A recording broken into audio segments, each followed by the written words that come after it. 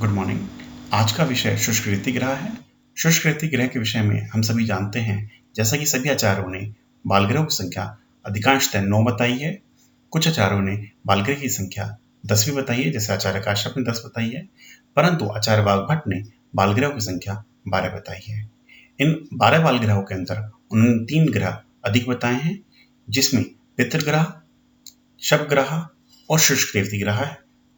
आज हम शुष्क रेतिग्रह का अध्ययन करेंगे। शुष्क रेतिग्रह के विषय में भट्ट और भरत भागवत दोनों ने ही लक्षण बताए हैं। दोनों के लक्षण ही समान हैं, परंतु कुछ जगह पर वहां पर भिन्नता पाई जाती है। तो हम देखते हैं कि अष्टांग हृदयकार ने किस प्रकार से लक्षण बताए हैं। उन्होंने कहा है, जायते शुष्क रेत्याम क्रमात् सर्वांग संशयम केशातो अनविद्वेश स्वर दैन्यम विवणता रोदनम ग्रदगंधित्वम दीर्घकाल अनुवर्तनम। इसको हम नीचे से पढ़ें तो दीर्घकाल अनुवर्तनम कि शुष्क रेती ग्रह से जो बालक पीड़ित है उसमें सडन कोई लक्षण उत्पन्न नहीं होंगे, तत्काल कोई लक्षण हमें नहीं दिखाई देंगे। यह रोग दीर्घकालीन रोग है। ग्रद गंधित्वम, यदि ऐसे बालक के पास हम जाते हैं जो बालक शुष्क रेती से प्रभावित है, तो उसके पास हमें जाने पर ग्रद पक्षी के समान गंध मिलेगी। रोदनम, वह बालक सदैव रोता रहेगा। केशात, उसके केश गिरने लगेंगे। अनविद्वेश, अन से द्वेष होने लगेगा। स्वर दैन्यम, स्वर में दीनता आने लगेगी और शरीर में विवणता दिखाई देने लगेगी। इस प्रकार हम देखते हैं कि जो आचार्य वाग्भट ने जो लक्षण बताए हैं, वह लक्षण धीरे धीरे उसको क्षय की तरफ लेके जाते हैं। यहां पर कहा भी है आचार्य ने कि जायते शुष्क रेत्या क्रमान् सर्वांग संशय, कि उसके शरीर का सभी अंगों में क्षय होने लगेगा। क्षय 2 प्रकार के बताए जाते हैं, अनुलोम क्षय एवं प्रतिलोम क्षय। जब क्षय रस, रक्त, मांस, मेद, अस्थि, मज्जा, शुक्र धातु के क्रम में होता है तो यह अनुलोम क्षय के नाम से जाना जाता है, और जब इसकी गति विपरीत दिशा में होती है तो इसे हम प्रतिलोम क्षय के नाम से जानते हैं। हमें यहाँ पर अनुलोम क्षय देखने के लिए मिलेगा। अष्टांग संग्रहकार ने समान लक्षण बताए हैं जो अष्टांग हृदयकार ने बताए हैं। उन्होंने 3 लक्षण अधिक माने हैं। जो 3 लक्षण हैं, नानावर्णम पुरुषम त्वम उदरे ग्रंथ्यस्य। नानावर्णम पुरुषे, वह भिन्न भिन्न प्रकार के भिन्न भिन्न रंगों का पुरुष का त्याग करेगा। त्वम उदरे ग्रंथ्या शिरा, और उसके उदर पर ग्रंथियां दिखाई देंगी और शिराएं भी दिखाई देंगी। और सभी सिम्टम्स या सभी लक्षण उन्होंने आचार्य वाग्भट के अनुसार ही बताए हैं। शुष्क रेति के असाध्य लक्षण बताए गए हैं। उदरे ग्रंथियो वृता यस्य नानाविधम शकृतः जीवाया निम्ता मध्ये श्यावम तालु च तम तज्जेत, कि हमें किस बालक को त्याग देना चाहिए। मीन्स अगर कोई बालक शुष्क रेति से प्रभावित है और उसके अंदर ये लक्षण हमें देखने के लिए मिलते हैं, तो उस कंडीशन में हमें उस बालक को त्याग देना चाहिए। मीन्स उसकी चिकित्सा नहीं करनी चाहिए। उदरे ग्रंथियो वृता यस्य नानाविधम शकृतः जीवाया निम्ता मध्ये श्यावम तालु चेतम तज्जियत। उदर पर अगर ग्रंथियां हों और वृत्ताकार हों, यस्य नानाविधम शकृतः, और वह बालक नाना प्रकार का मल त्याग करता हो। जीवाया निम्ता मध्य, जीवा मध्य में से निम्न हो गई हो, और श्यावण की हो, उसकी तालु हो गई हो, तो हम उस बालक की चिकित्सा नहीं करनी चाहिए। ऐसे बालक को हम ये मानना चाहिए कि वह बालक शुष्क रेति के असाध्य ग्रहों से ग्रसित है, और ऐसी अवस्था में चिकित्सा करने से हमें या बालक को कोई प्रकार का लाभ नहीं प्राप्त होगा। आचार्य वाग्भट ने इसके अरिष्ट लक्षण बताए हैं। भुज अन्नम बहुविधम यो बालः परिहेते तृष्णाग्रहित क्षामोक्षो हंतीम तम शुष्क रेति।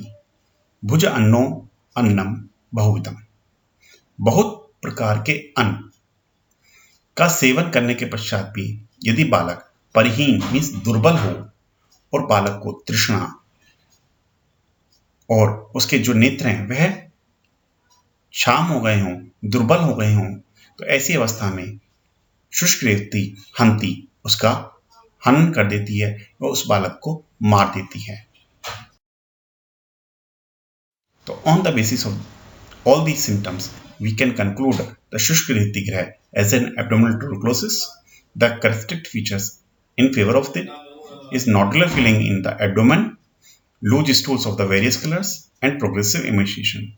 Though there is mild to moderate pyrexia associated with Cox abdomen, however, it may not present as a specific feature in chronic stage, but probably due to the loss of immunity, therefore may not be described by Vagbhat.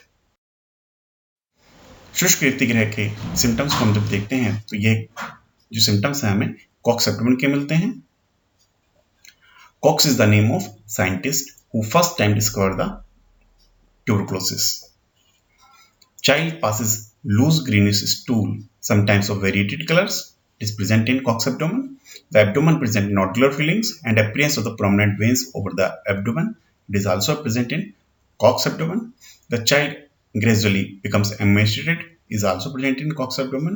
Associated features such as fall of hairs, aversion from food, weak voice, discoloration, and excessive cry is also present in Cox abdomen.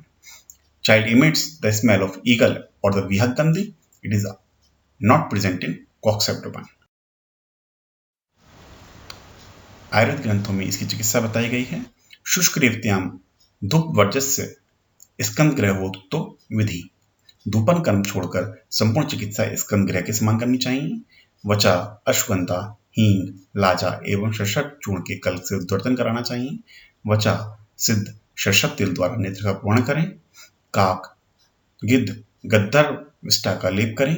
कुलील, कपाल, शल्यक, शुक्ति, मेषंगी, गधा, बकरी और हस्ती नखरोम से धूपन कराना चाहिए। Now the abdominal cox. The infectious agent is Mycobacterium tuberculi or the Mycobacterium tuberculosis. 33% of the world population is infected with the Mycobacterium tuberculosis. Age is 5 to 14 years of age. Transmission is by droplet that becomes the airborne from person to person. The risk factor is child born in countries with the high incidence of the disease, poor and indigent children, homeless children, abusers of injected drugs, children exposed to high-risk adults. What are the predisposing factors?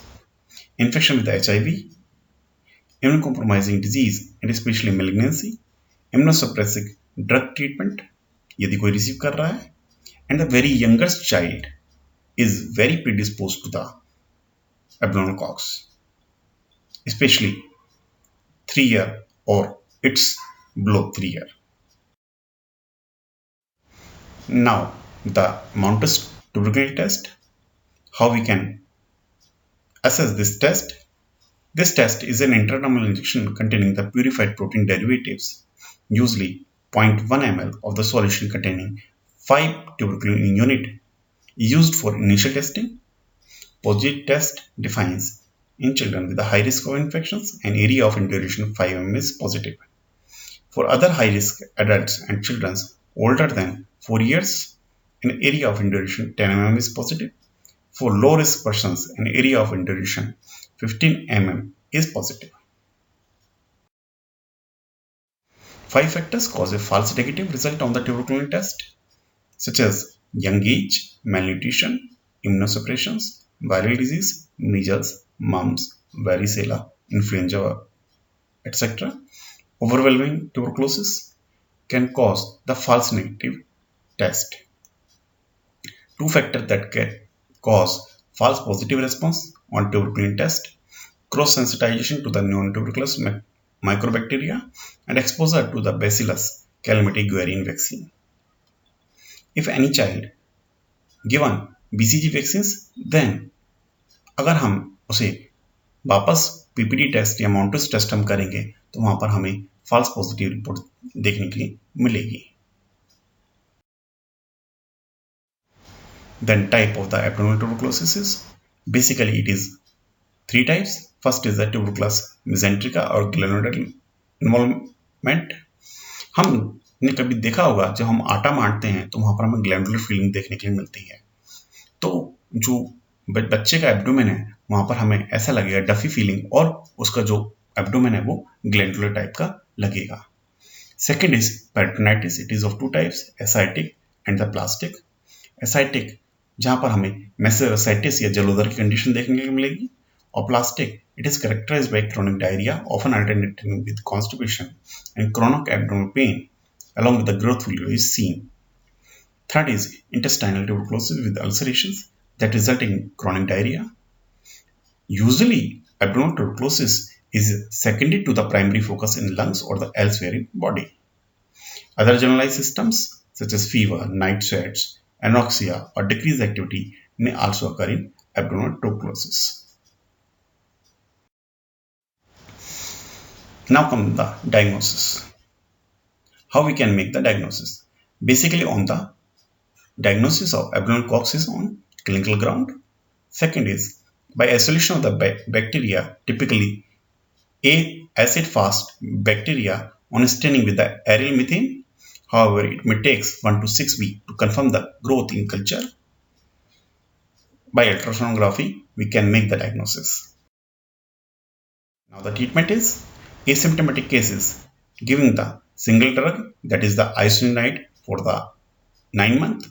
For active disease, we can give 3 drug regimens, isoniazid, rifampicin and pyrazinamide for the 2 months, and after 2 months, the 2 drug combinations such as isoniazid and rifampicin for at least 4 months. The total duration of treatment is 6 months. For MDR tuberculosis, treatment must be based on the susceptibility pattern of the isolates and usually from the adult contacts. Over here, we can give the Ayurvedic treatments such as Vardhman Pipli Rasayan, Ajachir, Indrani Grat, etc. we can give in the treatment of abdominal tuberculosis.